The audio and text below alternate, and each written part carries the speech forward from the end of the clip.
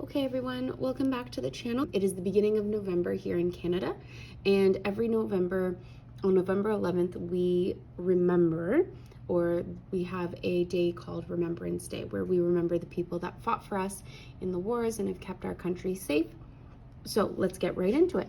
Once there was a long and terrible war, a war some called the Great War.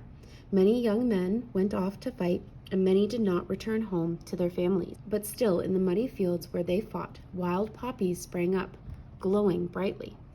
An army doctor, weary from tending the wounded, wrote a poem about that war and about those poppies. And it's called In Flanders Field. In Flanders Field the poppies blow, between the crosses row on row, that mark our place, and in the sky the larks still bravely singing fly. Scarce heard amid the guns below, we are the dead short days ago. We lived, felt dawn, saw sunset glow, loved and were loved, and now we lie in Flanders Field.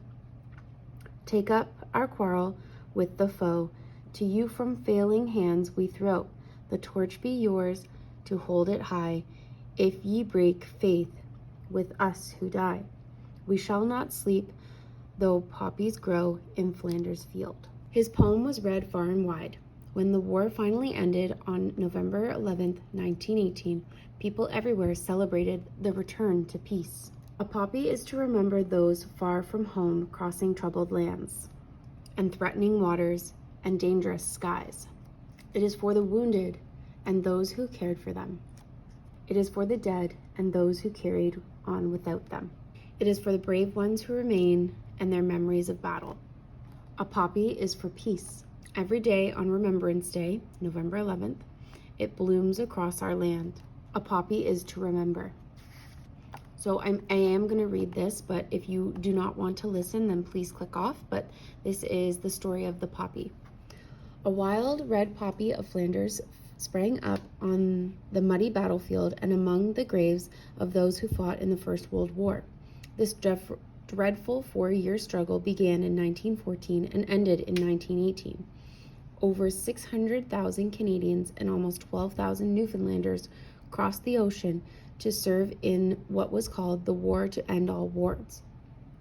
Dr. John McCrae from Guelph, Ontario, was among those at the Second Battle of Ypres, in the region of Belgium known as Flanders. The conflict lasted 4 long weeks.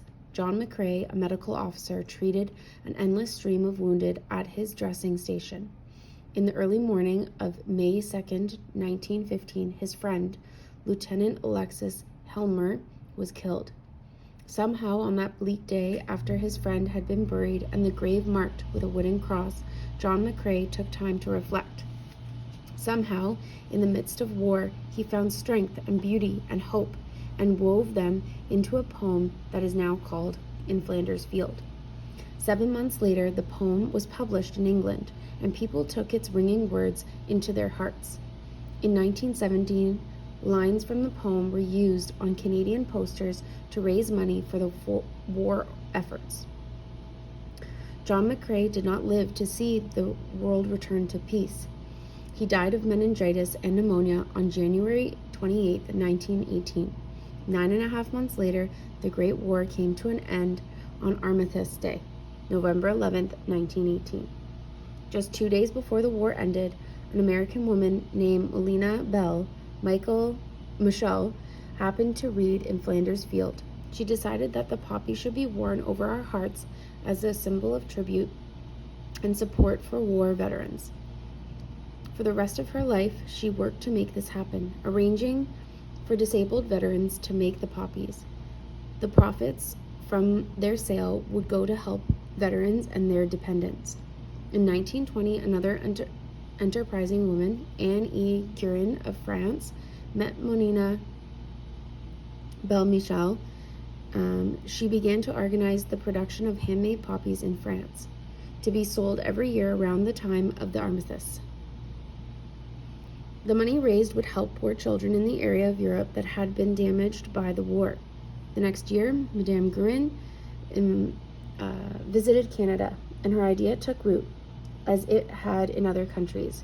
Canada's Great War Veterans Association officially adopted the poppy as its symbol on Remembrance Day in November of 1921. For many years, in the weeks leading up to Remembrance Day, the Royal Canadian Legion has distributed poppies all across our nation. The money raised helps veterans and their families and goes to other worthy causes. Worn proudly over the heart, each poppy honors the courage and commitment of the hundreds of thousands of Canadians who have made great sacrifices to preserve our way of life.